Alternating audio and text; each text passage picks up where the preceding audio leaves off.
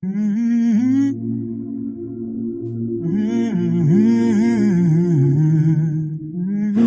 into the light or the shadow it casts. A look in the mirror, stripping the mask. The ego deflects what the id wants to hide, but we find the truth on the edge of the slide. The void isn't empty, it's a canvas of gray, where the ghosts of our bias come out to play. You point at the monster, you point at the screen, but it's only a shadow that's being seen. We sit in the silence where the tension is rife, dissecting the ego with a surgical knife. From the depths of the abyss to the clarity of mind, leaving the noise and the drama behind. High etiquette, held as the ultimate key. This is the Short Burst Podcast TV. See the mirror for what it is. The progression begins now.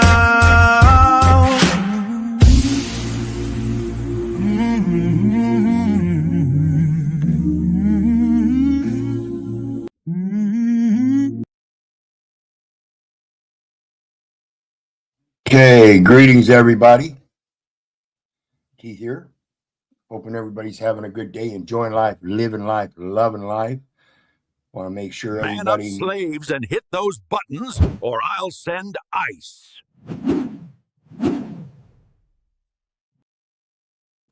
And that includes the PayPal link down below to help a brother out, share a little bit of love. All is appreciated. We're running short at the end of the month again here, of course, due to recent events. So if you have a little bit of love to share, please do so. In the meantime, we're going to get into this thing about, can evil be trained? The science of modern heroes. And you people have been listening to me for a while. You know I speak about Philip Zimbardo here and there. Philip Zimbardo is the guy that did the Stanford Prison Project.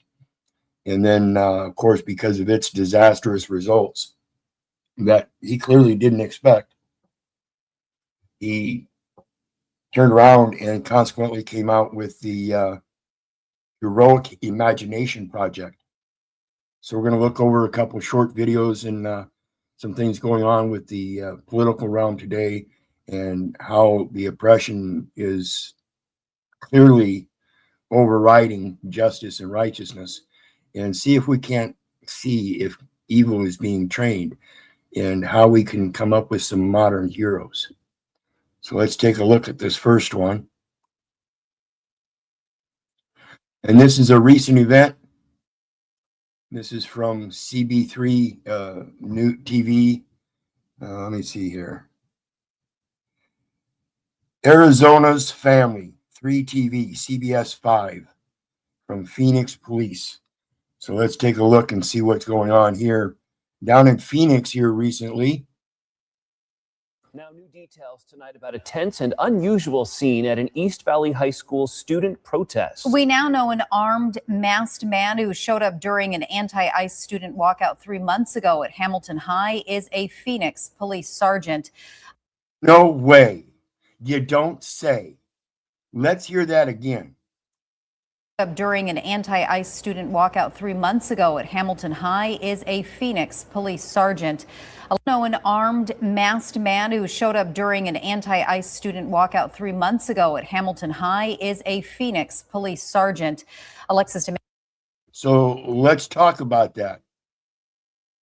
Armed, masked, unidentified until recently. They find out it turns out to be a Phoenix police officer. Are these people being trained for the distractions and the separation, the divorce from the people, the divorce of authority from the people, the taking of authority from the people through intimidation tactics, threats, visual threats? That's what the hype is all about today. Angus is here now. You got a hold of some new police records. What was he doing out there? Yeah, He was trying to get kind of a reaction from the students, and this all started right here as a walkout outside of Hamilton High School. This is what they say. He was trying to get a reaction from the students. Was he trying to get a specified reaction or just any kind of reaction for observance purposes? Are they holding open experiments themselves, trying to see how the younger generation is going to act to their presence as armed, gunned people? Similar to many others we saw across the valley after federal agents in Minneapolis shot and killed Alex Preddy back in January. But this one quickly escalated. And the man at the center of it all, according to police, was an armed off-duty Phoenix police sergeant. Inserting himself into a protest in the way in which he did had the potential to go very badly. And they know this. This is one of their tactics, to insert themselves into situations like this to get that violent reaction. And this is what they're doing to your students, your children. These aren't adults. These are high school students wanting to become adults and be the very heroes that they were brought up to be. I think a lot of people are tired of being bullied. Considering bullying starts in the school, and then the people that are supposed to be protecting these people are the ones doing it. And in fact, that was his intent. Mike Giannacco, an expert on police oversight and accountability, says this moment raises serious concerns. He was a supervisor, so one would expect him to know better. Chopper video shows hundreds of... This moment, I'm surprised people aren't aware of all the other moments that have been going on repetitively for decades. This has been going on for decades, folks. Students chanting and walking out of Hamilton High School in Chandler back in late January, part of a wave of protests across the valley over immigration enforcement. According to this police report, officers were already monitoring it when a student flagged down officers, reporting a suspicious man with a gun. Officers say they spotted him near a shopping center wearing a mask and openly carrying a handgun with extra magazines. Moments later, that man, identified as off-duty Phoenix Police Sergeant Dustin Mullen, approached students, telling them to grow up. Telling them to grow up. Grow up how? Grow up by not using the First Amendment and peacefully protesting?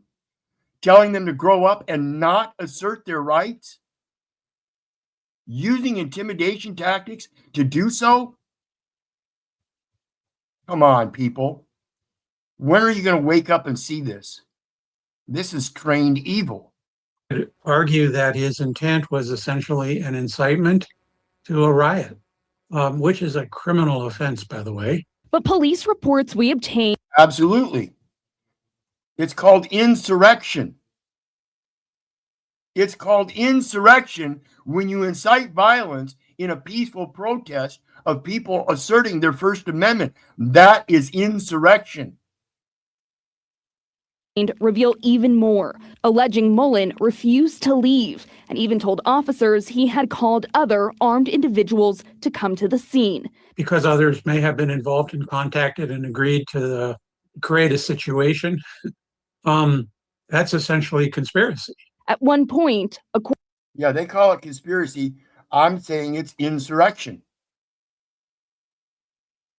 You can downplay it all you want, but this is an egregious act against the nation. According to the report, Mullen told officers his plan was to let students assault him so they could be arrested. Let students assault him. Right. That's why you got your gun and you're so brave. You're going to walk into this crowd and let the students assault you when you won't let anyone assault you in your job, but you're going to take the time out of your day on your free time off the clock and let them assault you. Come the fuck on. when are you people going to see the insanity in this bullshit? Moments later, that's exactly what happened. A teenage girl threw water at Mullen and was arrested for assault and disorderly conduct. Assault and disorderly conduct. So he was kind of successful in his endeavor to incite some kind of assault. See, that's called antagonizing. And he did it on purpose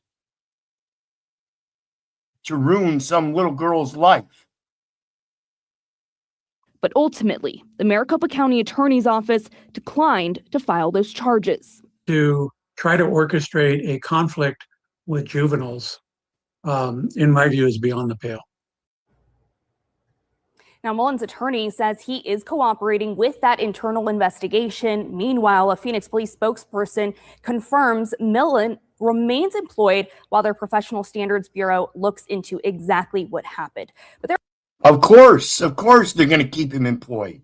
It's obvious what's going on, but they're going to keep him employed because they're going to find some kind of excuse to keep him employed.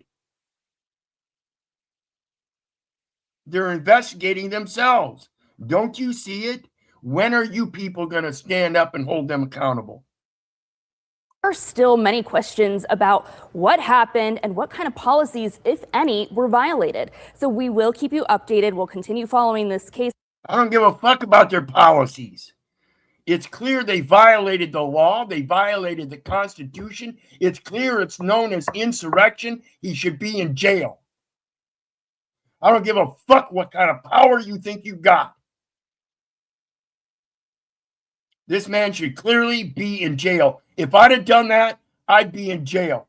What is the difference between myself and the police officer? Are they special? No. Then why are they being treated special? An investigation will bring you any updates as we learn more. Reporting live here in the studio, Alexis Dominguez for Arizona. And the next one I got, real quick here, want to remind everybody. Chief of Police said the subject is the one who. Want to remind everybody, please hit that like, share, and subscribe button. There's a PayPal link down there for anybody who wants to share some love. We are going through some rough times here due to recent events. Trying to get the StreamYard up for Heckle Bus Rides, the Short Bus Podcast TV, to do full debate panels. So if you've got something you can share, please help out. We always appreciate everything. This one here is Cop Talk Live, and we've listened to a couple of his before. He makes great sense. So let's listen to him, what he's got to say on this. The chief of police said the subject is the one who dictates the use of force that's used. The subject is the one who dictates the force that's used. So when that officer went into that crowd and he was armed and masked, he is the one that was dictating the force to be used. Do you understand that? While on their side, on his side, he was using that same premise to play against the woman that threw water on him. Okay? Well, what happens when you're losing the fight, when you're out of shape, when you're weak, you don't know what you're doing? Pay attention. This is how you get around all that bullshit and still blame the subject. I'm fat. I eat McDonald's 5 days a week. I don't go to the gym. My blood pressure is 220/60. I'm a walking heart attack. And that's what I'm curious. I don't know the presence of the officer in the previous video, but I'd like to see what kind of officer he was. Is he one of the guys that's muscle bound and pushes that physical authority, and he's going to use that as a premise of his heroic actions in situations where a little girl throws water on him? You know, what is it? Was he fat, slovenly, and trying to trigger people because he couldn't get the right arrests out on the job? So he's going to go to a bunch of minors and try to trigger them because he's obese and can't chasten? Come on. I am gasping for air, losing the fight. I'm going to go to my pistol and shoot and kill this person. No, No, that's not what happened. The subject was still actively resisting you. They chose what level of force that you were going to use on them by continuing to fight. Whoever wrote use of force policies are the most brilliant people in the world, because they can never hold cops accountable. You've seen the fat ones out there who, they take 2 steps and their legs are going to break at the ankles. They're going to have a heart attack. And you can't say that you haven't seen these people. You take a look at your local police force, people. Take a look at those people, and you tell me if you think that fat 5'6" woman can really take care of you. Can she protect you? Because that's what we're looking at. And again, you can call me a misogynist all you want, but I sincerely do not believe that police need women on their force. Just like the military. We don't need women in the military. And that's what the military is for, is to protect women and children. And yet you're going to institute women into that military, into your police force to protect others. That's not their position. That's not their capacity in this natural society. And I think it's bullshit. So again, call me misogynist all you want. Women shouldn't be on the force for first thing. Second of all, police, just like the military, have to have some kind of physique to be able to carry out that hard, intensive physical labor of chasing down suspects, of wrestling down bigger people. Imagine a 5'2", 165-pound woman being a police officer. You think she's going to protect you? Same thing with that fat fucking slob of a male with a belly that overhangs. He can't even see his feet. Come on. They go to their pistol, and the way that the use of force policies are written, you still blame the subject. You don't blame the fact that the cop didn't take care of themselves. Officer, did you train? No. Officer, how often do you go to the range? When qualification days. Officer, how often are you in the gym? I'm not. Officer, what's your diet like? It's a moot point, Your Honor. What is the relevancy of the officer's diet? Well, we want to know what their blood pressure is. We want to know what their health and wellness is. We want to know what their resting heart rate is 150 beats per minute. They're going to die at any minute. Doesn't matter. The subject is the one who dictates the use of force. Does it make sense why I keep saying the worst quality cop you put on the street, it doesn't fucking matter, because they're still going to be covered by objectively reasonable.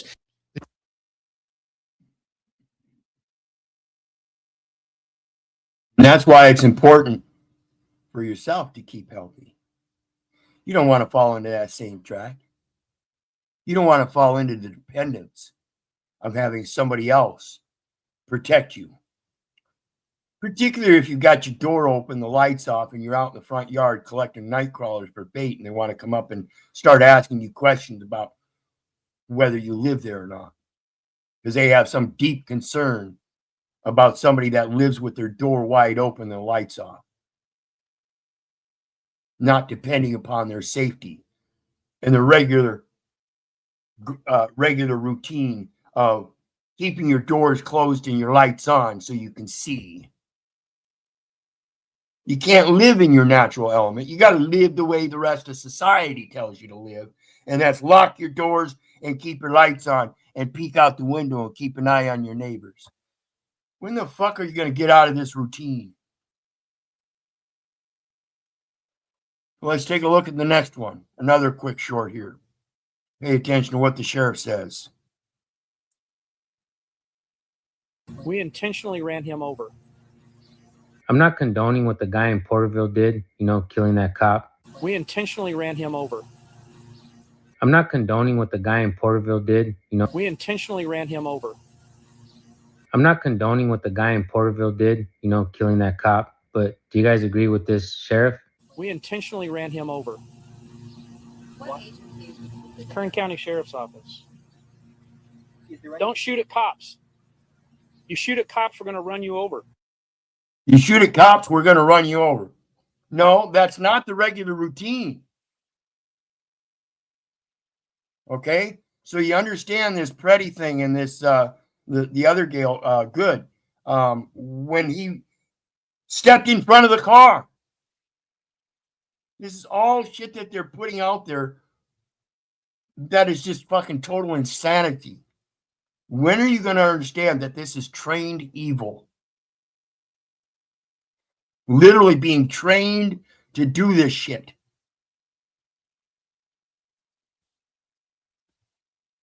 I don't know what you guys think about Jim Carrey, but Jim Carrey spoke on some of this shit. So we're going to take a look at a quick video from him.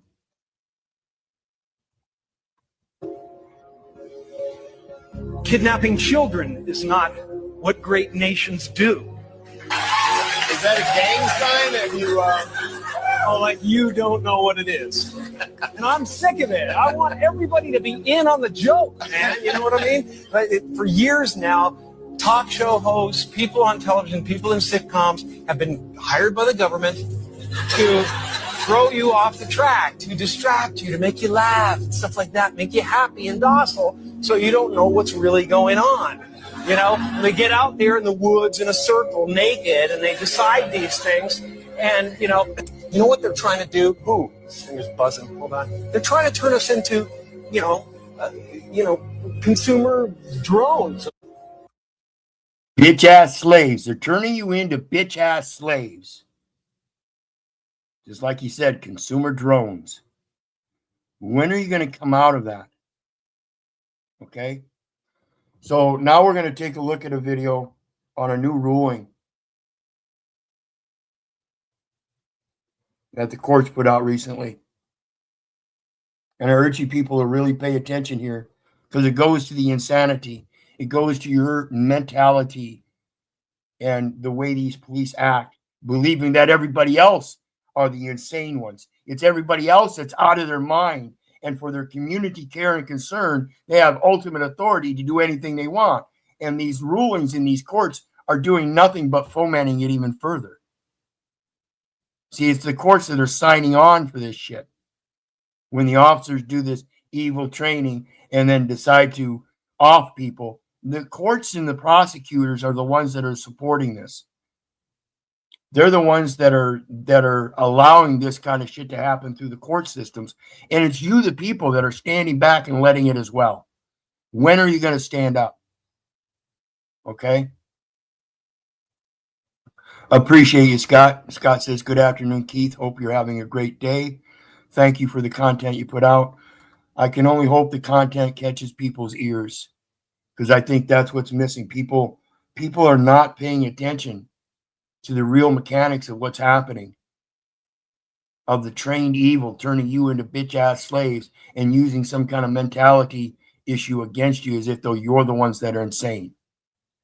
Wake up. Quit being so complacent. Understand that your future and your children's future and your children's children's futures are at stake. So let's take a look at this video.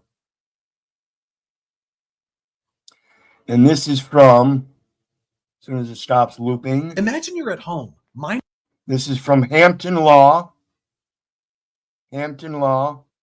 And it's the new ruling cops use to search your home without a warrant. You ain't coming in my home without a warrant. No, no, no, no. No, no, no, no, no, you're not. It'll be my dead body. My home is my temple. So let's take a look at this. And be sure to make any comments you want in chat. Feel free to discuss it amongst each other. I can drop the link down for anybody that wants to join the panel. Just let me know. But I was just planning on doing some reviews here. I've got 2 more videos from Phillips and Bardo after this, talking about the heroic mechanization of our youth. So we're going to watch this and then 2 more videos from Phillips and Bardo. Minding your own business when suddenly you hear police, welfare check, open up. You have no idea what's going on, but you've watched my videos before and you know you have a constitutional right to remain within the privacy of your own castle. So you choose not to answer the door. The cops, they keep knocking and they say they are coming in. I'm Jeff Hampton, the people's lawyer, And in this video, I'm covering the new Supreme Court case that changed the Fourth Amendment and made it easier for cops to get into your home without probable cause. Stick around to the end because I'm going to show you how cops use this new welfare check to get into your home without probable cause and what you can do to limit cops from getting into your home. The Fourth Amendment to the United States Constitution. And what I want to mention here real quick here, if you go back through my videos, you'll see I did a video the other night where I was literally out looking for crawlers so I could go do some fishing. And when I got done looking for crawlers, I came back inside the house. And the time between me being outside looking for crawlers and coming in the house, I know that somebody had to have seen me outside getting crawlers.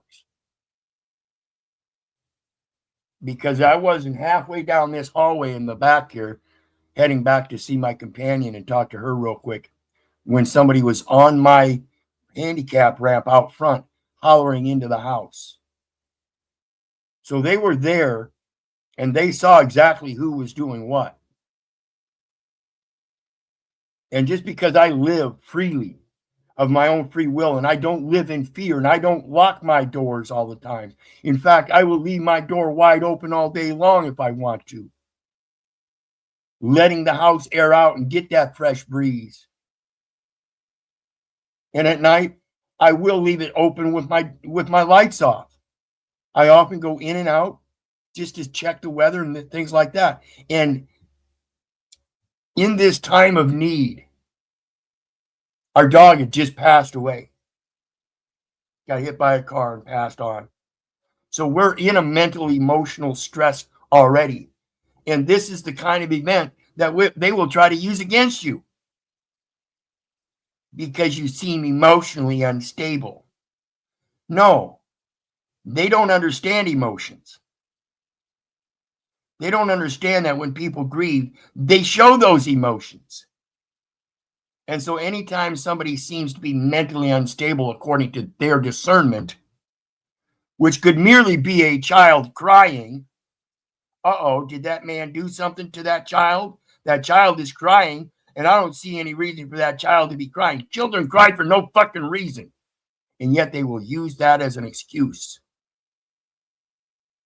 Understand what's going on, folks. Constitution is supposed to protect each and every one of us from unreasonable searches and seizures. In fact, the Fourth Amendment specifically states it is the right of the people to be secure in their persons, houses, papers, and effects, and it shall not be violated, and no warrant shall issue but upon probable cause, supported by oath or affirmation, and particularly describing the place to be searched and the persons or things to be seized. Now, we all know that over the years, and what they're doing is they're not using Article 3 for that Fourth Amendment. They're using Article 1, administrative courts, and saying that because you're part of that administration, because you carry that state ID, because you're a bitch-ass slave to the state, you are part of that administration. Therefore, they don't need to use the Fourth Amendment qualifications to have a grand jury present to hand down a warrant. They're using an administrative process.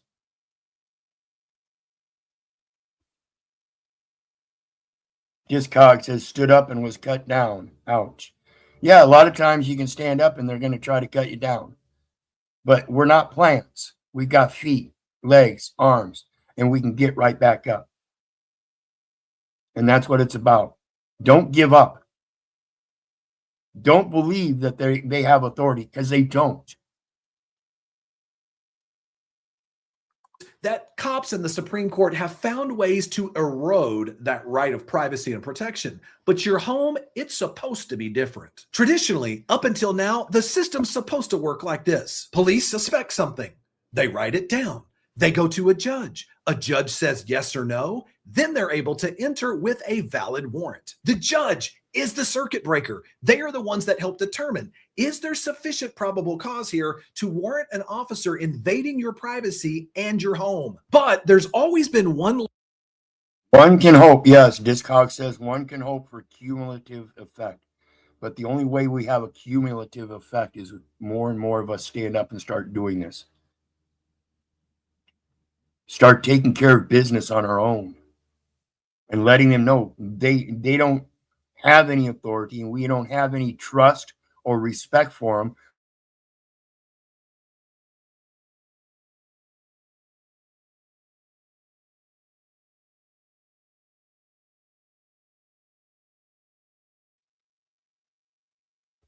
Because they don't. It's the people that have authority, period. Lever that the government can pull. They can try to claim there's an emergency. Because after all, if someone's bleeding out, no one wants a paperwork first constitution. And therein lies the problem with this new Supreme Court case that was just issued in January 2026 that defines that emergency exception continues to expand so that now cops don't even really need probable cause to get into your home. So here's the setup and exactly what happened with William Case. A woman calls 911 about her ex, William Case, in Montana. She tells dispatch he's threatening suicide and might have shot himself. Police show up, they knock on the door, they yell into an open window with no response. Then they look through windows and see a few details that, well, depending on your life, could be normal or could be spun into a crisis. Empty beer can. Or could be spun into a crisis. No, it doesn't even have to be spun into a crisis in situations like this where somebody else calls in a community care concern, particularly ex-wives. They're an ex-wife for a reason. The man obviously didn't want her in his life. Why? Because she was causing problems. And now she's going to call the police and say he's the problem. He's threatening suicide. That's hearsay. And when police act on hearsay with no evidence whatsoever, that is so far out from the bounds of reality, it's pathetic. Because that is a common call today. Just call in and say, hey, somebody's threatening suicide. If you really cared and really had a concern, you should have been showing it a long time ago, not waiting until after you get a divorce. An empty handgun holster and a notepad they wanted to interpret as being a suicide note. Now watch this. Here's the phrase that should change the way you see the term emergency aid or welfare check. Police claim. Bingo. See, what he's doing is showing you the distinction of the words that they change around. Emergency aid versus welfare check. They are two different things. And when they go on a welfare check and all of a sudden decide that it needs emergency aid because they created some kind of discernment in their own mind that there was an emergency, when there's absolutely no sign of emergency, it should show you the delusion, the extent that they think their authority operates at in every realm, that they are above the law and can do anything they want.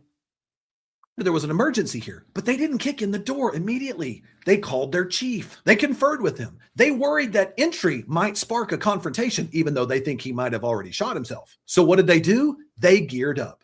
Ballistic shields, long barrel guns. They were ready to force their way in. But get this. Yeah. Somebody's threatening to kill themselves. So all of a sudden they're a danger to everybody else. Why would they be a danger to everybody else? Let me ask you, folks, if somebody's standing on a bridge and threatening to jump off, are they going to come all armored up? Do they come all armored up and prepared to shoot the guy? No. So what's the difference here?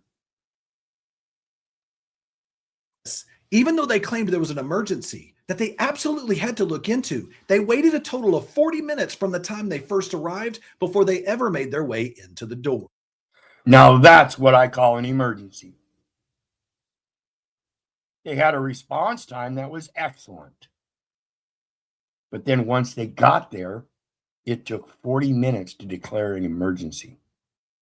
So the first lesson I learned that came out of this case is that when cops claim there's an emergency, even if it takes them 40 minutes, it's not really that seconds count. It's all about the story they come up with after the fact. If the bingo, it's all about the story they come up with after the fact. Like the video earlier where the young gal threw water on an officer that was masked and gunned at a high school gathering. police can explain some believable emergency story, that justifies coming into your home, then the need for a warrant was unnecessary because they were just doing their job. But back to the facts of the case. Inside the house, Case is in a bedroom closet. He throws open the closet curtain, holding something that looks like a gun. An officer shoots and injures him. A handgun is found nearby. And Case ends up being convicted of assaulting a public servant. So imagine, the cops entered the house claiming they were there for an emergency rescue, but it only ended in a prosecution. So what did the Supreme Court actually decide here? Imagine that. And we have no evidence yet that the guy was actually interested or had any thoughts of suicide. Remember, that came from an outside source. So the police still have no gathering of information whatsoever. And all it is it looks like a gun. For crying out loud, they try to play that a phone looks like a gun with these First Amendment officers. So think about this, folks. They said police can enter your home without a warrant to render emergency aid if they have, quote, an objectively reasonable basis for believing someone inside is seriously injured or facing imminent serious harm. Sounds reasonable, doesn't it? But again, in this situation, they had none of that. They had a caller that came in and gave hearsay testimony that he was threatening suicide. responsible, right? But here's the critical part. The court said that it does not require the cops to have probable cause. And the Supreme Court didn't say it casually. They literally changed the standard from probable cause to an objective, reasonable belief. What is objective, reasonable belief? So what is objective, reasonable belief? When you don't have details to discern the belief. When the details are, it looked like a gun. Is that objective? It looked like a gun? I don't think so. Because if you put that to other people and they say, well, no, it looked like a broom to me, then it's obviously not objective. So where does this objective standard come from?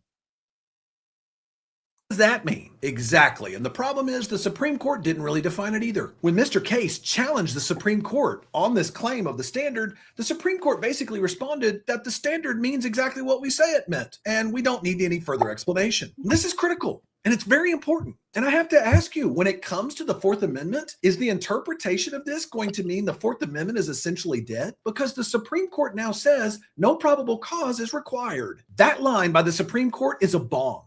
Because the requirement of probable cause is in the Fourth Amendment, specifically requiring probable cause. And now it essentially removes all of the essential questions a cop must answer in order to lawfully get into your home. You say, come on, Jeff, is it really that big of a difference? Well, the finding of probable cause forces police officers to answer reliability questions. They have to answer questions like, who said what? How do they know? Said what? My very first comment about it was a hearsay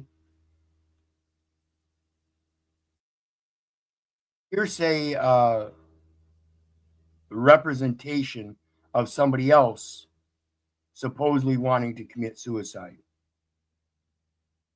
Who said it?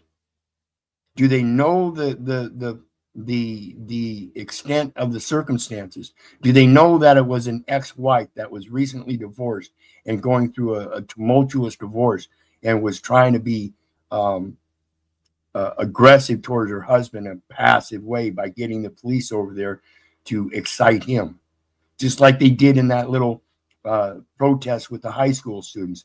Did she call the police so that they would go over there and antagonize him and help her in her court case in the divorce by presenting that he was the demon?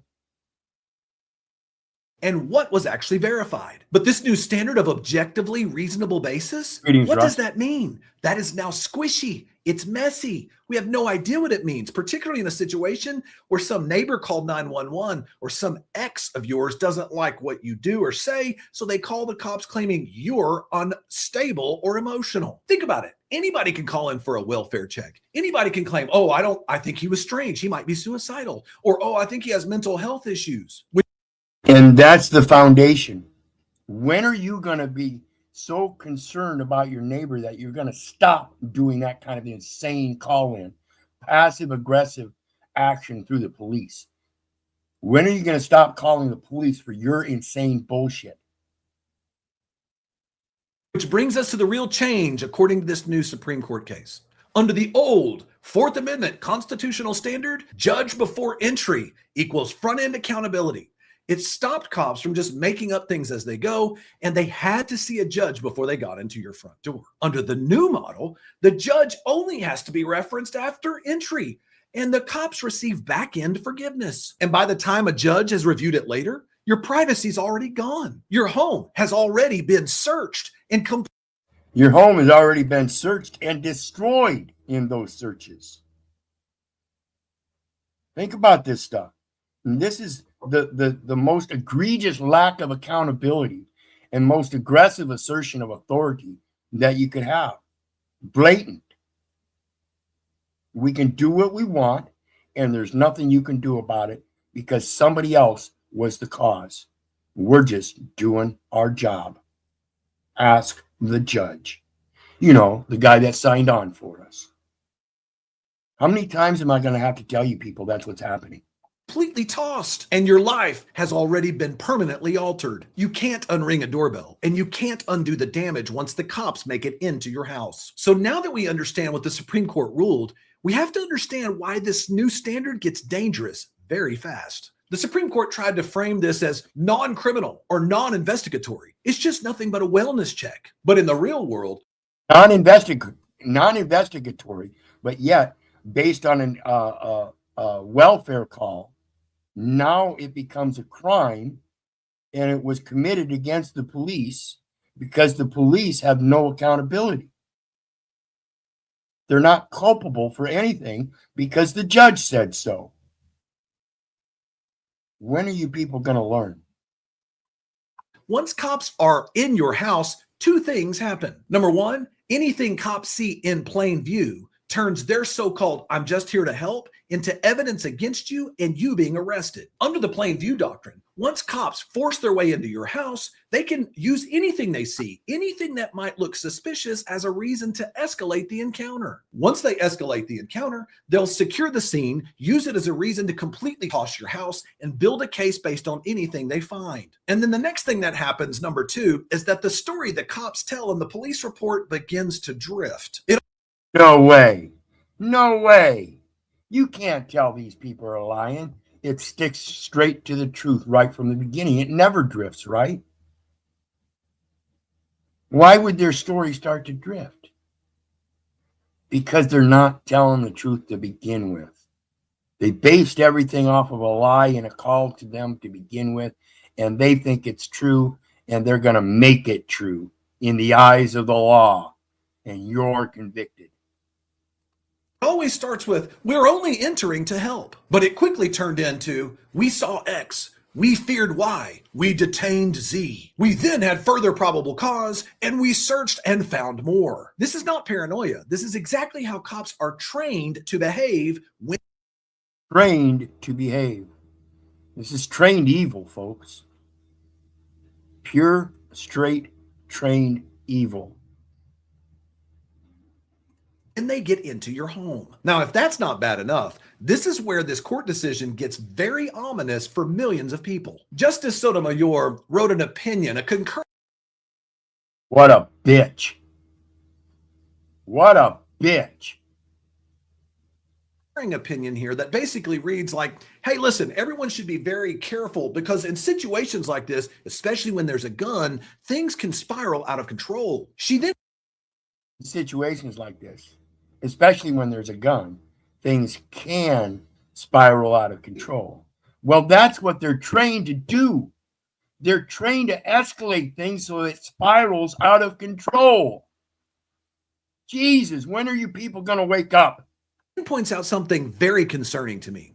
She says that the risk of escalation is heightened even more because of how common it is for Americans to have guns in their household. And so now the escalation has been put on the Americans who own guns, not the police and their use of their weapons and masks on their off time, inciting riots, inciting violence. It's not them. It's the good, honest American at home with his gun to protect himself. That's where the escalation occurs, right? You know, with the gun that's locked up in the gun safe. That's the escalation. Come on. Because of this, police may need to use more forceful tactics when they realized that that homeowner could be armed. So think about what Justice Sotomayor just said. Wait a minute. When they realized that homeowner could be armed. In America, we have the Second Amendment. They should assume every one of us is armed. Why is it they're assuming that we're not? And how that applies to this objective reasonableness standard that the Supreme Court now has created. Imagine if your neighbor who doesn't like you calls over to the cops and says, you know what? I've been talking to old Billy next door, and he sure is depressed. And he's a gun collector. I'll tell you right now, watch out. He's got guns in the house. Who knows what he will do? Even if that gun is legal, even if it's locked up, even if the gun has nothing to do with anything. Now, in the eyes of the cops, because of this court opinion and this new standard, it can become a risk multiplier in the eyes of the cops, which could now justify them using a harder approach with you than someone who chose not to own a gun. Now, I have a problem with this because your constitutional protections should not shrink just because you own something you have a legal right to own. But under this new standard, that's the situation that gun owners may now face if the cops learn, oh, you're a bit unstable, or oh, we're going to do a welfare check, and I think this guy may have a gun. But what if? So let me ask the premise of a welfare check where the guy doesn't own a gun, and that officer is standing outside the window, and he sees him pull something out of the closet, and it looks like a gun. What about those situations? Huh? What about those of us that don't own those types of weapons? What happens then? Well, we thought it was a gun. That's not objectively reasonable because it turned out to be a goddamn broom. Right? So subjective delusion is the course of the day here, folks. If you don't own a gun, what if cops just want to come by and do a quick welfare check? Well, now what we've learned is that welfare checks aren't what they used to be. If you've never had a cop knock on your door claiming a welfare check, you might believe it's going to be a soft, casual conversation where he'll check in and he'll walk away. But under this new standard, not necessarily so, because this new precedent under this new standard establishes where, just like Mr. Case had to go through, cops can now show up doing quote unquote a welfare check, and this could easily turn into long guns. But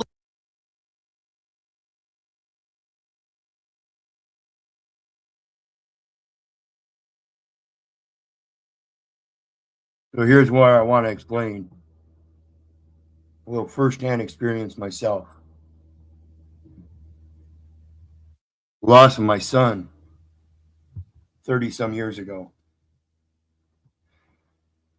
And we buried my son on my birthday. And after we got home,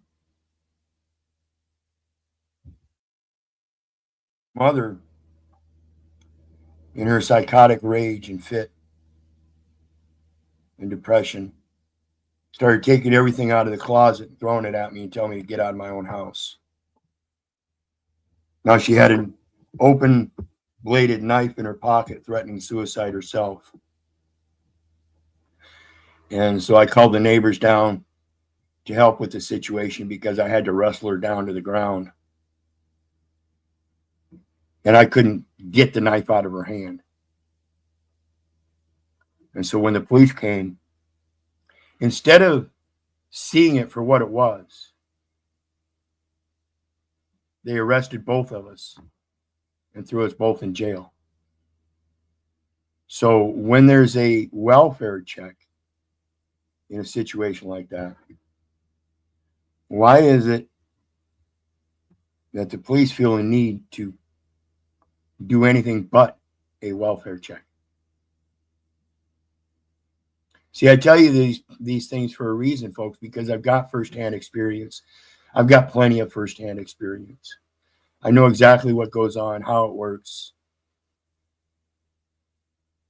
And it doesn't work for the people. It's because the people don't stand up. And like I said, I've got firsthand experience of how it works. And when I stood up, it started working for me. Of course, you have to stand up with respect and decency, information, knowledge, wisdom of that past experience, reflections, seeing them for what they are, and not the creation of some delusional storyline so you don't have to hold accountability. See, that's what this is. It's literally trained evil. Literally. Ballistic shields and an armed entry. Oh, and Justice Sotomayor, she added another warning label. People with serious mental health conditions are disproportionately harmed in police interactions. So we're disproportionately harmed in police interactions. So again, I ask, when they called a welfare check, which is a mental issue, then why didn't they bring a mental expert to make a good discernment in his professional, objective opinions? Why is it that we have to bring the police? See, in this case, there was no gun. It was just an open-bladed knife, and she was threatening suicide and being violent towards me. And it wasn't because that's the normal of the day. It's because we had been through a recent loss that caused her to go over the edge. And when people don't understand this and don't use this for their own discernment, you can see the lack of care that they actually have, because they don't give one fucking rat's ass about you. They care about their paycheck and going home at the end of the day to their wife and children. If we're going to be brutally honest, we have a collision of realities that are now put in motion by this Supreme Court decision. Number one, mental health crises are unpredictable. Number two, police are trained for control and threat response. Number three, the home is a confined emotional space. And finally, number four, now the entry standard to get into that home is easier than ever to satisfy. You put all those realities together, that's how tragedies happen in living rooms. So this brings us to the ultimate question. Are there any limits to this new standard to stop cops from getting into your front door? Well, when you actually read the opinion, the court just repeats their standard line. An emergency aid entry doesn't authorize a full rummage through your home. But here, emergency aid entry doesn't authorize a full rummage of your home. Yet that is consistently what they will do, despite any language, because every judge out there will sign off on it. They need to make a paycheck too. here's what really matters. The protection of your home under the Fourth Amendment was never just about whether cops can get in and perform a search. It is also about whether the government is required under the Constitution to stop at the threshold of your home's front door to go to a judge and get a signed warrant with probable cause supported by facts and affidavit before they can force their way into your house. In Case versus Montana makes that requirement to talk to a judge ahead of time completely optional. So if a cop ever walks up, tries to claim they're performing a welfare check on you, here's some steps you can take to try to protect yourself and limit their ability to get into your home. Number one, tell your people what to do if you choose to go quiet. Why do I say this? Because a lot of these police encounters for welfare checks start when someone who cares doesn't know what's going on. I know this should seem like common sense, but if you go dark on someone, tell them to, number one, try to call you first. Number two, call someone else that you both know. Second, I just dropped the link to that case down in the chat for anybody who wants to check it out. It's Case versus Montana. Just look it up. Otherwise, I've got the link down there. Case versus Montana, U.S. Supreme Court case. To reach out. And number three, call a crisis resource center anywhere else, because if you call the cops, I'm going to tell you right now, that should only be in a situation they know presents immediate danger to you and not a, I don't know what's going on, so I'm going to call the cops. Number two, if you own a gun in your home and people know you own a gun, get ready for unexpected police presence if they show up at your door. Assume anytime there's a welfare check, it's about to get much heavier than you thought it would be. Yes, don't ever assume that a welfare check is just going to end as a welfare check. Never assume that, because that never happened. So there should be no assumption, presumption, or any inkling that that is what's going to happen. A welfare check is an arrest. You have a gun and the cops have a gun outside your door, understand there's nothing really holding them back now from forcing their way in if they come up with a reasonable belief, an objective reasonable belief, whatever that means. So the goal. Yeah, objective reasonable belief. Like you said, whatever that means. There is no such thing as an objective reasonable belief. Okay? If it's objective, then it's a reality, not a belief. Do you understand the babble these motherfuckers are putting out? Goal is de-escalation. You either know it objectively, and it is known objectively across the board by everyone, or it is a belief. It cannot be both. Not winning the argument. But what if the police are at your door and they refuse to leave? Number one, start by communicating. Attaboy says English isn't a language. It is, in fact, a language model. What's your Legion of Merit in your lunar model? Actually, English is what's known as a vehicular language. In other words, it's meant to bring two cultures together with a singular language. So it's, yeah, it is a language model known as a vehicular language.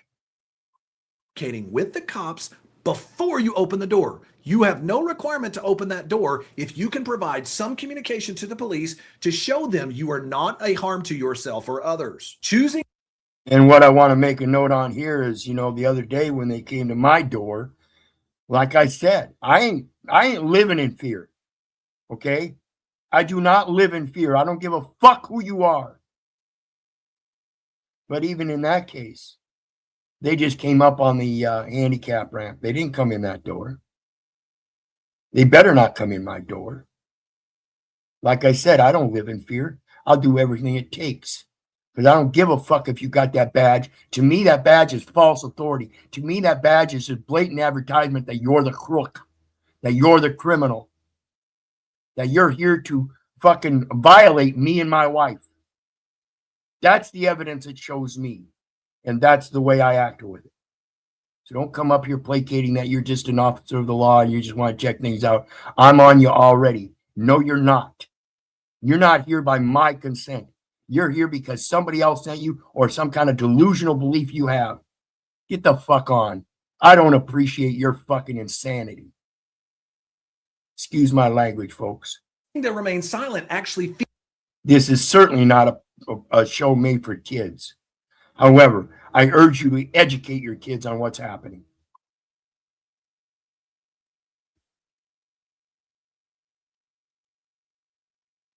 Oh, come on.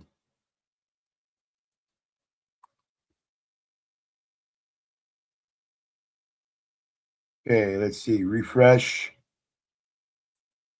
See what that does.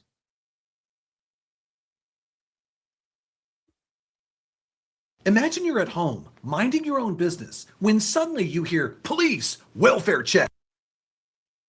Before you open the door, you have no requirement to open that door if you can provide some communication to the police to show them you are not a harm to yourself or others. Choosing to remain silent actually feeds the emergency narrative. So I normally tell people you always have a right to remain silent. But when cops pull this situation where they show up claiming, oh, there's an emergency and we need to get inside, the longer you're silent, like Mr. Case was, the more they can justify barging into your home. If you're. Yes, proper communication is, in fact, the best etiquette. Let them know. I don't care who called you. I'm not suicidal. That was a false call. You should go arrest them for false calls, false reporting. Okay? You don't call the police and make false accusations against somebody else and then expect to get away with it. You shouldn't. It happens way too often. That's why I'm doing this shit, to point it out. You need to wake the fuck up. Safe and you don't need the cops there. You can speak through the door. You can even pull back a window and you can talk to that officer directly. but it does not require you to have to open the door in order to show them that you are not a threat to yourself. In fact, the other night when they were here, like I said, the lights were off, the door was wide open, and I went out on the handicap ramp to talk to him. And when I headed out the door, he headed down the ramp towards the street, and I had to go all the way out to the street to talk to him. Then when I walked back up the ramp to get my companion, because they wanted to verify my identification, he wanted to know if he could go in the house. No, you're not going in the house.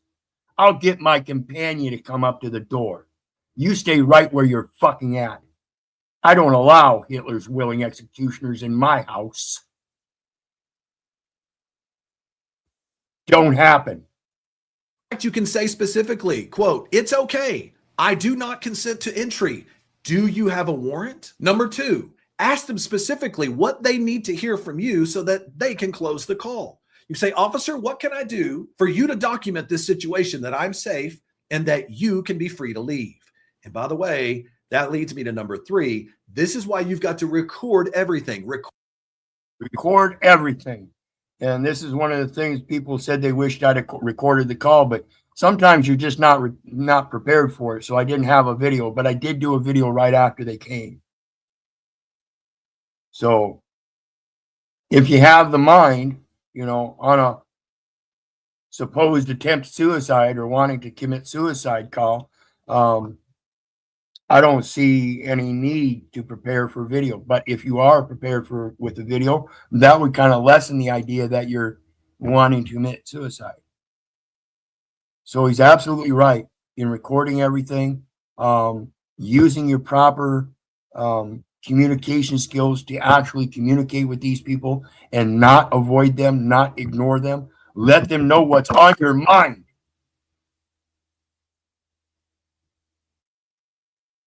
Record the entire encounter and make it crystal clear that you are not consenting for them to come into the home, but that you did interact with them and show that you are not a danger to yourself or anyone else. And finally, number 4, offer a low-risk verification process to get the cops off your front porch. Step into view so that the cops can see you. Step into view so the cops can see you. And the entire time they were here, I didn't turn the lights on once, except for when my companion had to come to the door to identify me. Then they went back off again. I don't have to give them comfort and convenience of having a light so they can see me properly.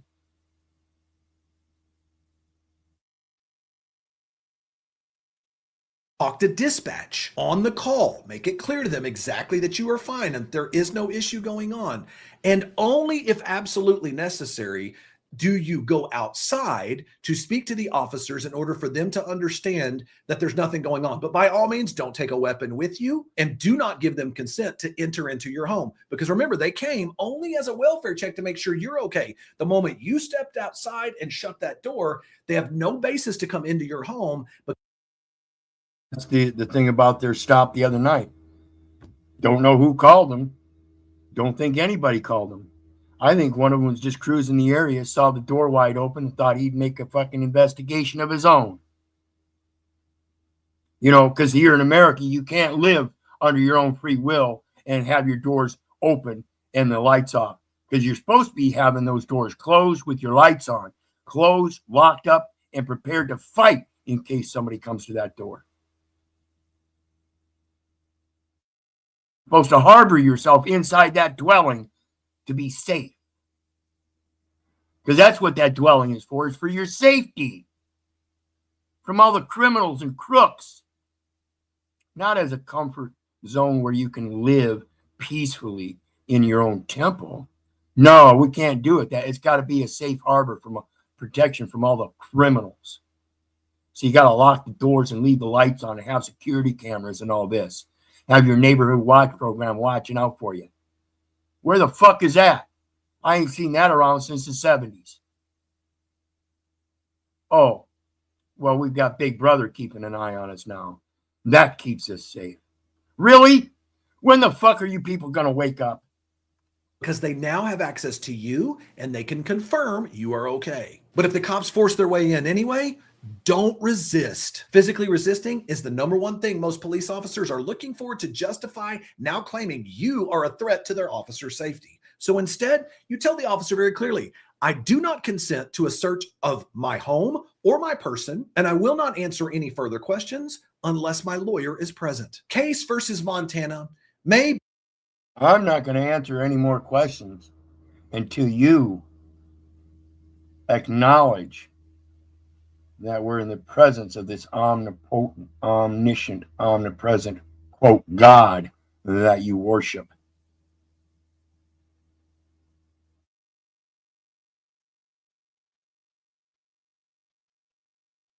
Be the Fourth Amendment case you didn't hear anything about. Case versus Montana didn't announce that the Fourth Amendment was dead. It did something much more deceptive than that. It changed the language under the Fourth Amendment so that cops can. The fallen slaves us all. Why do you keep saying, when are you people going to wake up? Because I'm hoping I'm hoping you people are sharing this to people that need to hear it. If you think I'm going to sit here and sing to the choir, you're wrong. Maybe that's what you haven't gotten about the message so far. You keep taking things personal as if though I'm speaking directly to you when I believe you're one of the ones that's actually doing something about it, right? Quit taking it so personal. I do these videos to reach people that need to hear it.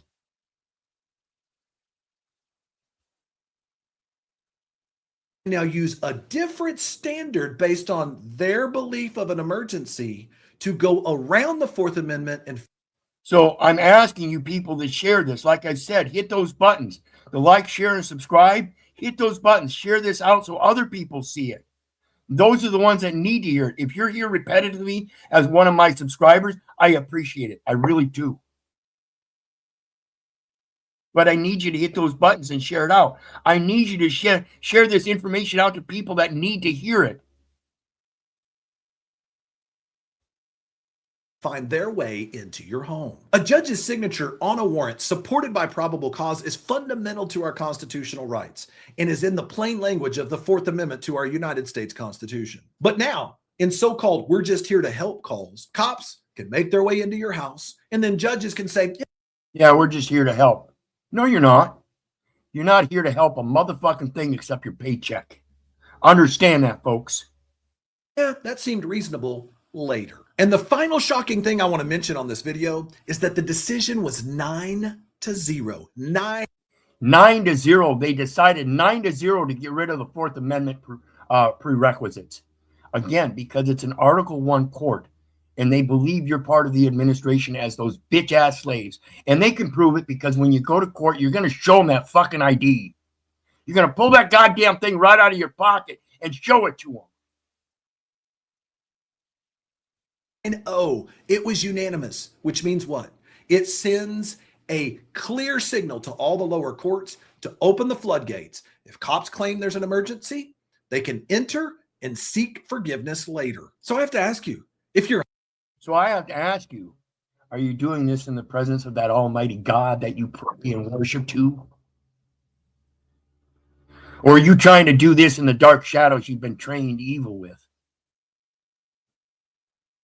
Home isn't your castle. Because I ain't afraid of your fucking shadows. I ain't afraid of fucking one. Not one. I enjoy darkness. I'm used to it. In the most sacred and private place of all, what is? Speaking of your home being your castle, what if you look to open the door to show the cops you're okay and they shove their foot in your door? Check out this next video where I break down how you can stop cops. Yeah, so go check him out. Hampton Law. Hampton Law. Go check him out. Okay, now the grit and grime of what I'm getting to here. This is Philip Zimbardo. As you remember, Philip Zimbardo is the one that did the Stanford Prison Project. Turned out terribly. And he came to realize that there was something better he could do in his line of work. So he came up with what's called the Heroic Imagination Project. So I've got 2 videos from him. First one's a TED Talk. We're going to listen to him on a TED Talk on the nature of evil and the making of heroes. Both of them are TED Talks, actually.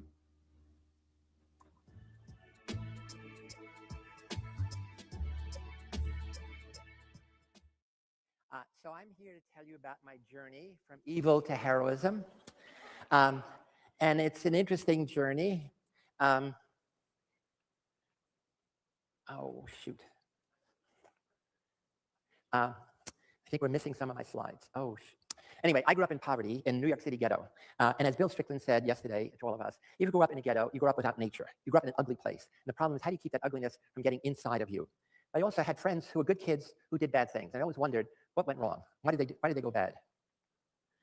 And so the question I asked as a kid, is the line between good and evil impermeable? As my parents had led me to believe, that good people like us were on this side and bad people like them were on the other side.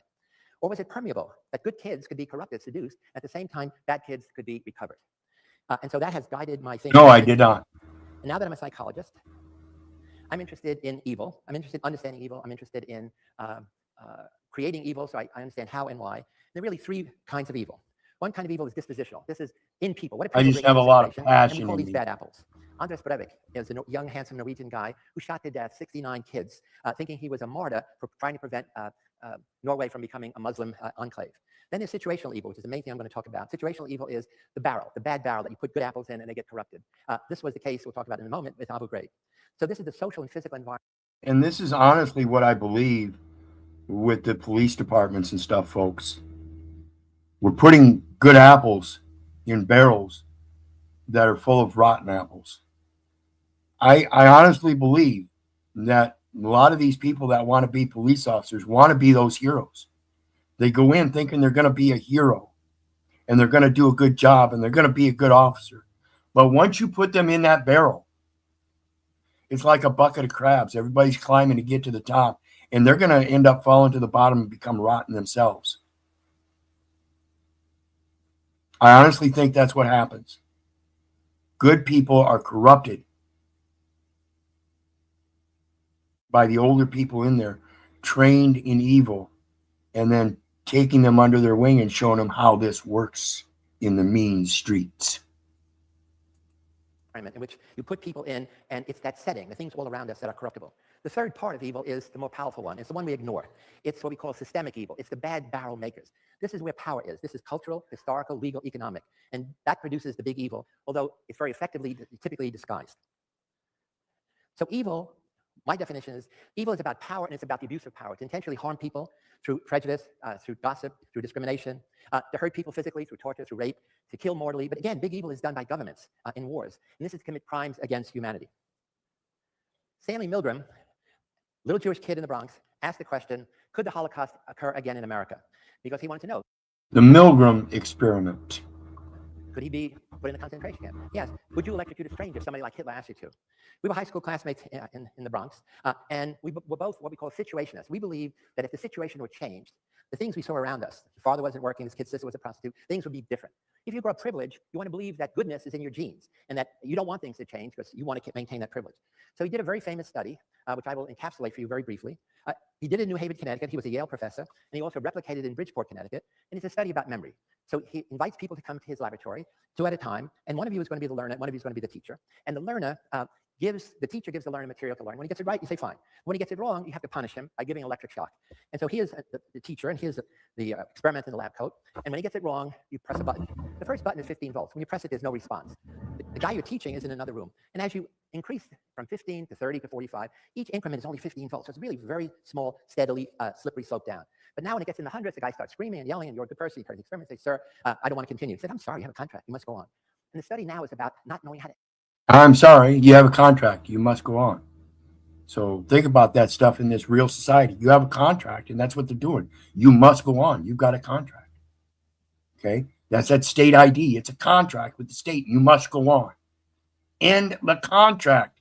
Give it up. Quit being so fucking dependent upon the state, the false patriarch. Special Case says, thanks for sharing the knowledge, for I will share on X platform to those who are open-minded about learning their use of rights and above the Constitution, the common universal law, God the Father. Appreciate it, sister. Appreciate it. Exit. Because now the guy is really screaming, and the experiment says it doesn't matter. He's got a contract too. You must continue. The problem now is, at the end of this shock box is 450 volts. When it gets to 375, the guy screams, there's a thud and silence. He's either unconscious or he's dead, in which case you can't help him improve his memory anymore. So probably everybody should quit. So the question is, who would go up to 450 volts? Milgram described the study to 40 psychiatrists in New Haven, and they said 1%. That's sadistic behavior. Only sadists would do that. Well, it turns out they were wrong. Maybe it was more. Maybe it was 2%. Maybe it was 5%. Maybe it was 10%. Maybe it was a third. Maybe it was half. In fact, in that research, and in many, many replications, it turns out 2/3 of all ordinary people, and Milgram tested 1,000 men, the ages 20 to 50, and it included one group of women, 2/3 go all the way in that situation. So yes, 2/3 of the people will go all the way, knowing it's harming somebody else, knowing that they're the one causing that harm. They will go all the way. They will kill you. Imagine that. That's the Milgram experiment. Indeed, if Hitler asked you to electrocute a stranger, he could get the majority of people in virtually any audience to do so. My message is, all evil begins with 15 volts. Notice he spoke about Hitler there. That's because his Milgram friend was a Jewish child and went through the concentration camps. So I mentioned Hitler's willing executioners because that's what I see. I see the same thing. I've been seeing it for a long time. And it's disheartening. It's a shame. I feel guilty myself. That's why I do this. Well, evil begins the Friday night when you're going home and somebody says, hey, the numbers are not adding up. Would you warm up the books? That's a prelude to cooking the books. Well, evil begins with a little gossip, a little putting somebody down, a little laughing at somebody's racist, sexist joke. Because once you do that, you're on that slippery slope down. My sense is that it's very rare that somebody will tell you to do a bad thing. We grow up in institutions, in families, in schools. We grow up in teams, businesses. So what happens when institutions have that we are enmeshed in an institution? Now you have roles, there are rules, there are group pressures, there are leaders. There's a whole set of complex factors that impact your behavior. So I did a study at Stanford University 40 years ago. We put an ad in the Palo Alto newspaper. We got 75 volunteers, and we gave them a battery of personality tests and interviews because we wanted 24 who were the most normal and most healthy. Okay? Good apples. We flip a coin, half are guards, half are prisoners, and then we assign half to be guards and half to be prisoners. The prisoners are put in these degrading little outfits. We take away the names, they become numbers. They are de-individuated. The guards are put in, have handsome uniforms and symbols of power, silver reflecting sunglasses, an idea I got from the movie Cool Hand Luke, to promote the dehumanization in contact between prisoners and guards. And it begins with jumping jacks, menial thing, push-ups, but it always goes down that slippery slope to more and more humiliating, degrading activities, cleaning toilet bowls out with their bare hands, stripping them naked, using every occasion to humiliate them more and more. Within 36 hours, a student we chose because he was normal and healthy had an emotional breakdown.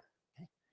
We had to release him, of course. We replaced him with somebody else, and the next day another prisoner broke down. So he became a model of how you get out of the prison, because it was a prison run by psychologists. It was an amazing Kafka-Pirandello-esque transformation. It was a prison run by psychologists, no longer an experiment, not only in the minds of the prisoners, but also me and my staff, 2 graduate students and undergraduate.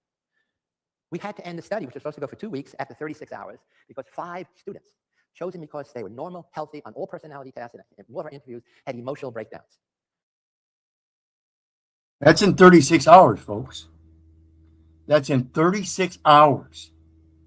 Imagine what you're doing to your children when you discipline them. It's an emotional aspect. And it carries on through life. It's disturbing, but truthful. This is why society is the way it is today. This is why this welfare, care, and concern about the community is all bullshit. Because nobody really cares about anybody. When are you going to start caring? It had spun out of control. All experiments are artificial, so you always want to know, what are the real world parallels? So this is a picture of our guards taking prisoners to parole board, headed by an ex-convict with secretaries and, very realistic. Put the bags over the heads, legs chained. And there's Abu Ghraib. Bigger bags, bigger guns. I became an expert witness for one of the guards in Abu Ghraib because when the Bush administration and when the military general said, this is the work of a few bad apples, I said, I don't believe that. I believe American soldiers are good, and somebody put them in a bad barrel just like I did at the Stanford prison study, because the visual parallels were dramatic. In fact, and that's exactly what I'm saying about the police. I see the visual comparison is the same. Read Hitler's Willing Executioners, and you will see how we have the police state today. It is putting apples in a barrel full of rotten apples. We've got great men and women that want to be heroes when they enter that police force. But once they enter, they become corrupted. They take on that stench, that foul stench. Well, I'm just doing my job. How many times are you going to listen to people tell you, I'm just doing my job, and not hear the resounding ring of a Hitler's willing executioner? I urge you, read Jonah Gold. What is it? Let me get it here. Daniel Jonah Goldhagen. Look it up. Hitler's Willing Executioners by Daniel Jonah Goldhagen. As an expert witness, I got to understand him. I got access to all the 1,000 of those ugly pictures, of which we saw a dozen. And I got access to all the reports. And there was no question, Abu Ghraib was a Stanford prison study on steroids. It was a corrupting situation created by the military that not only Chip Frederick, the guy I defended, but all the other soldiers on the night shift were subjected to. Of course, he's guilty. You're accountable for your behavior. But when 9 of 9 people on the night shift did similarly bad things, and they were not real soldiers, they were military, police, army, reserve, and no one on the day shift did anything bad, say, what is the difference? On the night shift, the military intelligence tells military police, we want you guys to take the gloves off. We want you to do whatever you have to do, so when we interrogate them, they're going to spill the beans. And then in 3 months, not a senior officer goes down to the dungeon to see what they're doing. The day shift is always surveillance. So here's a situational difference which produces the horrific behavior we saw of American men and women, not only abusing prisons, but smiling and giving high fives. Smiling and giving high fives. Smiling and giving high fives. We saw a video here recently where they decided that they were going to use the flip of a coin to determine whether they're going to arrest a woman or not. And then giggling about it. This is the mentality of their care and concern. They don't give one fuck. So why do ordinary people turn evil? We have a recipe. We know in a very short time that we put you in a new situation, especially one where we can manipulate whether you have a lot of power or none. And here's 10 variables that can get the majority of people in any situation to do almost anything that we would all agree is evil. But now we want to flip the table. We want to know what's involved in getting people to become heroic. And there's a whole list of possibilities, including mindfulness, compassion, empathy. What stream?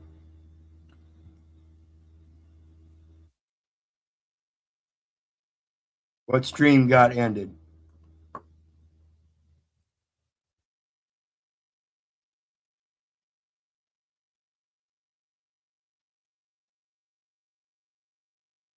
Okay, so yeah, they stopped the one on Hecklebus.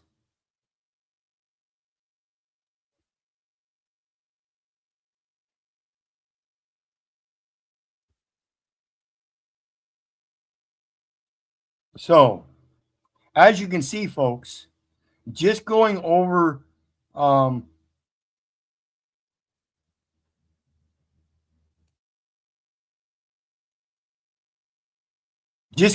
this material and the language that I use, it's not a copyright strike, but it's the topic of statist police. There we go. See? They brought it back. That was quick, huh? That was quick. They stopped the one on Hecklebus. Now it's back up.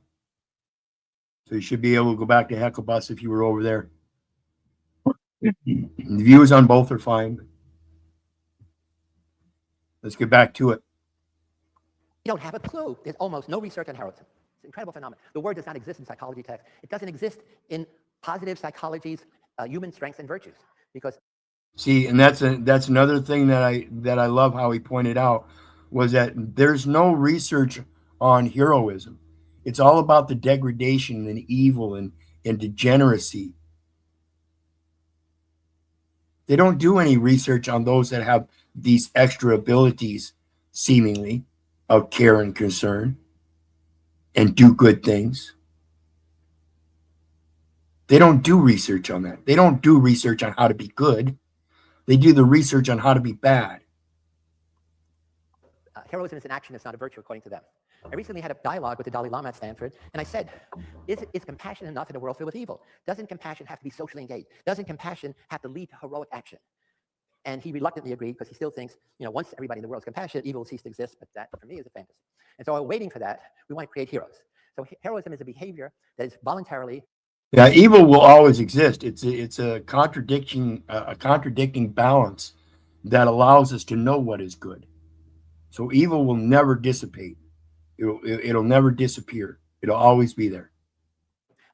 It's coming to the aid of others in need, or in defense of a moral principle or an ethical cause, and involves a risk to have life and limb, a risk to your career, and that's altruism is heroism light, no real risk. And you can't do it expecting reward. You can get a reward afterwards, but that can't be the motivation. The other thing is, we believe heroism is coachable, trainable, modeled, and not inborn. So what does it take to be a hero? We used to think that heroes were special people. This really comes from Joseph Campbell and others, for whom heroes were male warriors, Achilles, Agamemnon, Odysseus. But it turns out, no. Most heroes are ordinary people. It's the act of heroism that transcends them into something special and ordinary, not ordinary. So one of the people on my team interviewed President Obama to say, what does it take to be a hero? Do you have to be a special person? And here's the really eloquent, concise statement that Obama makes. What's remarkable about history is ordinary people doing extraordinary things. Ordinary people doing extraordinary things. No, it's ordinary people doing ordinary things. The thing is that we don't have ordinary people anymore. We've got a bunch of bitch-ass slaves, cuck cowards hiding in corners and locking their doors. Last year, Rosa Parks passed away. I remember sitting on this stage with world leaders, senators and governors, and thinking we were all paying homage to a seamstress who had transformed the country and helped transform the world. We never know sort of how our actions are going to ripple over time, but each of us can take some responsibility for making sure that we are pushing a little bit in the direction of justice. And we don't know how our actions can ripple over time. The bullshit that these people spew. We know exactly how our actions ripple over time. The little Albert experiment shows it all. That's why they outlawed such experiments. Yet we have all kinds of those experiments still going on in the classrooms today. Where do you think the bullying concept is rippling from? The direction of equality and the direction of tolerance. And when we do that, we may surprise ourselves with the amount of influence that, in fact, we have just by standing up or speaking up. Standing up, speaking out, and be aware that we have a powerful. Standing up and speaking out. That's all you got to do. Stand up and speak out. They play tricks on me all the time while I'm trying to listen to content. Interference seems to correlate usually to some hot button topic. Yeah, this is a hot button topic when I'm up here talking about Hitler's willing executioners and suicide and how the police are asserting false authorities and how the people are bitch-ass slaves paying tribute to a false patriarch, claiming they're Christians. Come on. Who thinks this is going to be pushing buttons? The only buttons it's pushing is the algorithm. That's why I need you people to push that share button and share it out to people that need to hear this. Because the algorithm's not going to do it. Influence. When you do something positive, without your awareness, people notice, and you become a model for good things. When you do something bad, you become a model for the negative. So here's Rosa Parks, First Lady of Civil Rights. Here's Rosa Parks as a prisoner. Because she refused to give up her seat, she is 7053, sent to jail in 1955. And people said, did you not get up because you were tired? She said, no. The only tired I was tired of giving in to racism, giving into the system. Here's the guy who stopped Abu Ghraib, Joe Darby, the most ordinary guy in the world, a low-level private. He did the right thing. He took the CD that his friends showed him with these hundreds of pictures, and he brought it to the senior investigating officer and said, sir, you have to stop this. He did it knowing he was going to get in trouble because his buddies were all going to get dishonorably discharged. Here's a little kid. Heroes come in all sizes. He knew it. He knew it was going to get him into trouble. It was going to get him into trouble with his fellow officers, not with the law. It was going to get him into trouble with those that wanted to foment the evil, and he wasn't going to let him get away with it. That's who it was going to get him in trouble with. You have to be willing to validate yourself with the truth and reality of righteousness and being just in your actions. If you're not willing to do that, you're one of those apples that's going to end up in a barrel. 9-year-old Lin Hao, there was an earthquake just before the Olympics, and the school collapsed. He survived. He's running out, and he notices two of his buddies trying to escape. He runs over, helps them get out. People said, why did you risk your life? He said, why? I was the hall monitor. It was my job to look after my classmates. So this is what I call putting the heroic imagination into action. And it's what we are proposing. And Cuba. It was my job. When we instill the simple idea that it's your job to look out for your neighbor, to love thy neighbor as thyself. When we start instilling that in the hearts of our children again, that's when we'll see those kind of heroes again, folks. It ain't going to happen without you. We have the communal heroes in Cuba that we all saw. Some of this stimulated by Václav Havel's dramatic heroism in the Czech Republic. Libya's political unrest was produced by a single lawyer. And we know now in Japan, 50 engineers are sacrificing their life to stay on duty all this time to try to stop the nuclear meltdown. The question is, what can you do? When one person stops to help in an emergency, many others join in. When there's the bystander effect is, when there's a number of people, the more people are less like anybody's to help. But when the first person helps, immediately there's a crowd. So what do? Be that person. That's the power of one. Be that. This is Philip Zimbardo. Dr. D had asked El Perro, what's that guy's name? This is Philip Zimbardo. He's the one that did the Stanford Prison Project. He was the Stanford Professor Emeritus. And I think he's got an excellent character, excellent concept. And the next video we're going to watch of him at another TED Talk, he's going to be talking about those heroes, instilling that hero mentality into the children, like that crossing guard. First person, because when you do, suddenly everybody, all the other citizens join you.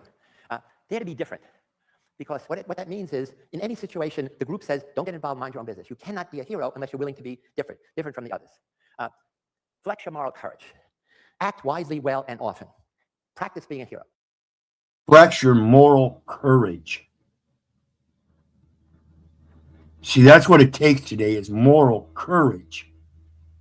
You have to stand up with courage in order to express morals today, because they're not inherent.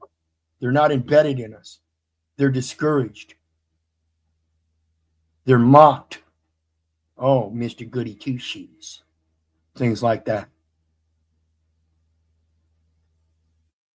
Act wisely, well, and often. Be an ally to those in need. Be an ally. Be an ally. We talk to high school kids tomorrow.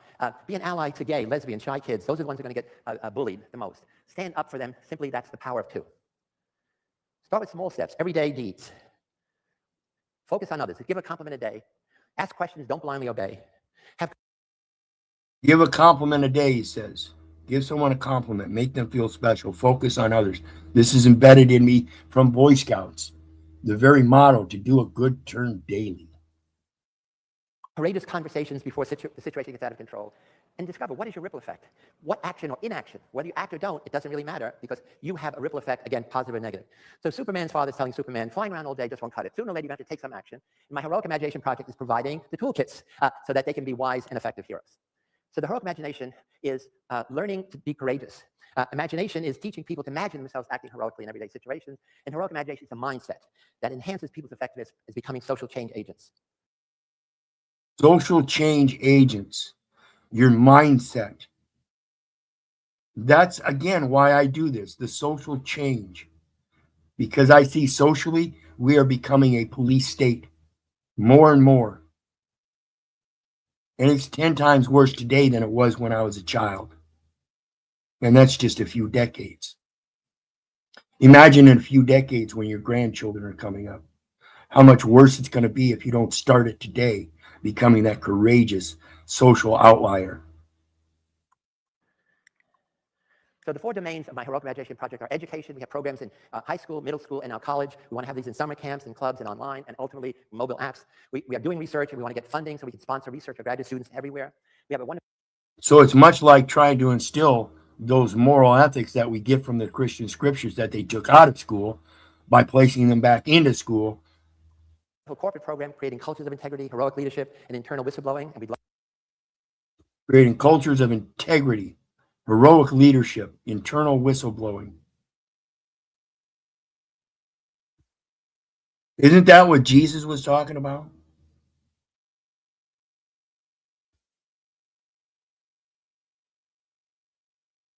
Think about it, all you Christians. to do our magic in your company. We just finished a pilot at Google. And lastly, we want to have a public engagement website where we can send our message around the world with interactive exercises. So the world needs more heroes. What the world really needs is you. Because Yoda tells us, do or do not. There is no try. And heroes don't try, they just do. Thank you very much. Heroes don't try, they just do. Heroes don't try, they just do. Now here's another TED Talk from him. Creating a new, the previous one was from 13 years ago.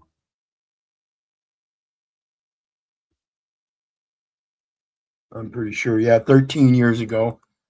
And this one is another TED Talk from 8 years ago. Creating a new generation of youth superheroes. Philip Zimbardo.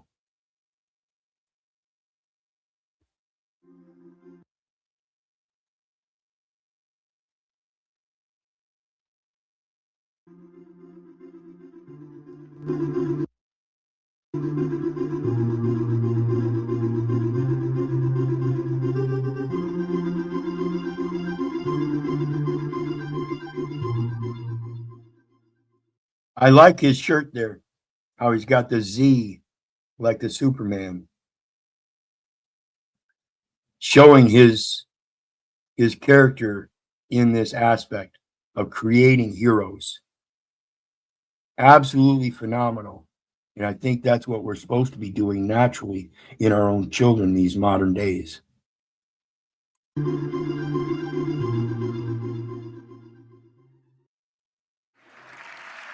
I want to begin by bringing greetings from my students in San Francisco, California, USA, to the many students here at TEDx Roma. I hope you are having fun, intellectual fun.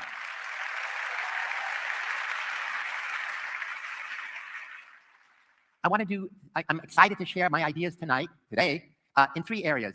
My fears and pessimism about the rise of right-wing totalitarian governments that threaten democracy in the United States, as well. I don't know what's going on there. It seems fine from this side.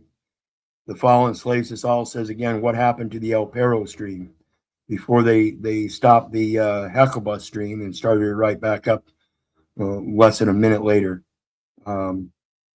This one here, it seems to be running. I checked it. It's running fine. As in all of Europe.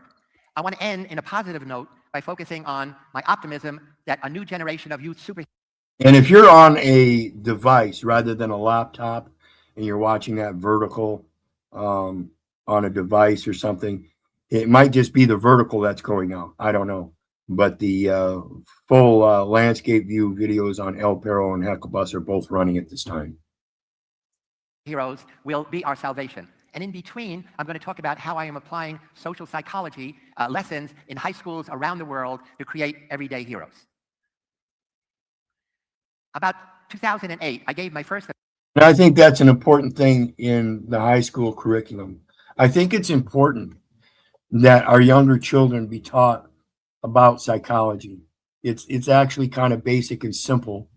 And if we taught them the psychology, the simplistics of it anyway, instead of the higher college degrees on it, but the simplistics of psychology, I think they would be much better prepared for their adult life, much better be prepared to be able to see people for who they are when they communicate with them, whether they're seeking validation or trying to virtue signal or project or deflect and things like that. I think it's an important aspect that we need to instill into any kind of educational curriculum, whether it be private schools, public schools, or homeschooling. I think it's important to teach our children the mentality that we see in the world and what it's doing. I think it's important to teach them how you can throw a good apple into a barrel and it rots because of its company. Many talks at the big TED stage in America. As you can see, I'm wearing the Lucifer t-shirt, and the psychology of evil was my main focus. Of course, I talked primarily about the Stanford prison experiment that I did many, many years ago, 1970. I've been told that. And in that experiment, as you know, we recruited normal, healthy, intelligent college students from all over America to be in our study, which was supposed to go for 2 weeks. I had to end it after only 6 days because boys who were... And see, the thing about psychology, you know, special cases, failed psychology twice in college. I'm more into the subject now than ever. And see, psychology in the subjective plane, independently, each one of us, it's like a learning curve. And that learning curve in college, they try to mash it down into a short wave. Whereas the learning curve of life is your entire life. So it's a matter of being able to take the psychology simplistics and manage them throughout your life. And by the time you're done and you're an old grandpa and you're teaching your grandchildren, they're going to get a better learning foundation than somebody that's got it all squished into 4 years of college. Yes, we can all relate and resonate to it by experience. That's the experience that I keep talking about. Firsthand actions speak louder than words. You could never have enough experience by going to a classroom and reading shit out of books. You're going to get a much better learning curve by observing your natural world around you and seeing it for what it is. Recruited randomly to be prison guards were behaving sadistically and cruelly, so much so that boys who were normal and healthy as playing the role of prisoners had emotional breakdowns. This study has become a classic in the power of situational forces to dominate individual personality. That study was a part of a bigger theme of mine of the psychology of evil around the world. It was replicated in 2004, not in an experiment, not in a university, but in Abu Ghraib prison in Iraq, where American soldiers did the same thing to Iraqi prisoners they were supposed to be protecting. They were degrading, humiliating, and torturing them, not for 6 days, but for 3 months. And this was... So imagine taking that emotional stress from 3 days of a full-grown, healthy man that broke down emotionally in 3 days, and now extend it to 3 months. How devastating is that to one's character, to their personality? Imagine. Horrific, a horrific thing to experience. The third thing I want to mention is my little experiment has been made into a very interesting, powerful Hollywood movie called The Stanford Prison Experiment, which I think we'll be showing here soon. The Fallen Slaves, this all says plus in regards to the college education on psychology and other things. Says plus they fail you if you don't see it the way they want you to. Correct. It's a indoctrination system to see things the way they present it. There is no room for change. They think that they've been around long enough already, that everything is already known, and that the way they present it is the way it is. No, it's not. Again, psychology is not something that is objective. Okay? It's like the earlier video. There is no objectively reasonable belief. Belief is subjective, not objective.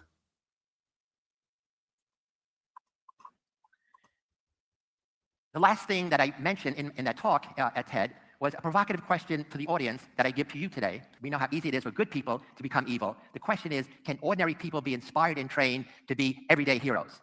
I'm here today to say the answer is yes, and I'm doing this by creating the Heroic Imagination Project. Love it. Love it. Love it. Okay, and what he's talking about here is what we see on YouTube and these social media content platforms. We see a lot of these modern heroes, the people that are going around and helping the homeless by purchasing things for them and stuff like that. It's a great thing. And I think we need to instill it more and more. That's that reaching out to love thy neighbor as thyself. And so when you see somebody that doesn't have something you have, and you can afford to give it to them, it's excess. It's that water that flows over, that welling over of the cup. That's what we're meant to do. So in San Francisco, we created a nonprofit called Heroic Imagination Project, because heroism starts in the imagination. Imagining you could be a hero. And we'll talk about what does it mean to be this new kind of hero.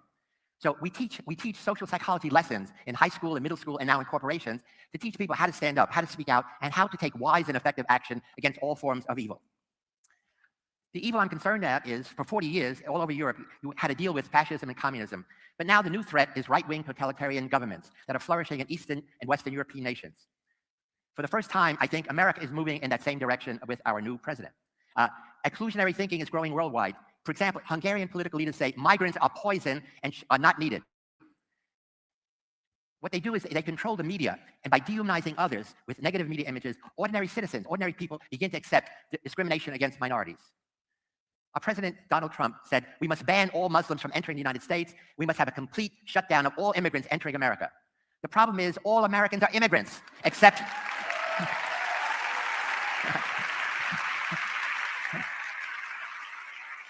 You don't say. The only ones that are not immigrants were Native Americans, and sadly, many of them live in poverty on reservations. So totalitarian dangers to democracy, they come gradually, but systematically, I want to illustrate. So many know the famous studies by Stanley Milgram in the 1960s on blind obedience to authority. This is a picture of Stanley Milgram, and incidentally, he and I were high school classmates in 1950 in the Bronx. But this is his famous shock box. In his study, if you remember, he recruited people to be teachers who were going to teach their learner how to improve his performance or her performance. And every time the learner made a mistake, they had to give him electric shock. And they began with only 15 volts, but then they increased it by 15 volts with every mistake on a shock box that had 30 switches. And when they get to 100, 150, the learner begins to yell and scream. And in every case, the teachers turn to the experimenter in a white lab coat, he's the authority, say, I don't want to continue. I'm sorry, you have a contract, you must go on. So they complained, verbally, but they did not, but they behaviorally complied. And at the end of the box was 450 volts, triple X. And the question is, who would go all the way? The sad answer is 2 of every 3 of almost 1,000 participants went to the full extreme. But I want to say to you, for me, the important message is all evil begins with 15 volts. When you press that 15 volts. What he's talking about here is that experiment went from 15 volts to 450 volts. But in reality, it's the little slight. It's the insult. It's the mocking. You know, even as a child, just mocking another child that doesn't fit in with the little cliche that you're in. You know, and as you get older and get bolder, they get bigger and worse and more defined. They become physical. They go beyond the mental realm, and now they become physical. That's what he's talking about. First button, you are on the steady, slippery slope to evil, because you see where it could be. So I want to now show a totalitarian shock box that I created along with my colleague in Budapest, Adam Molnar. And I want to show you how totalitarian governments start with that 15 volts, and they increase gradually, one by one by one, until finally there's total domination. One by one until finally there's total domination. And that goes in retrospect to that comment about the colleges. Again, Special K brings it up. And to think that you are being taught a subject that has many different theories by famous psychologist Servitude, to focus and only believe in the one they choose is full indoctrination.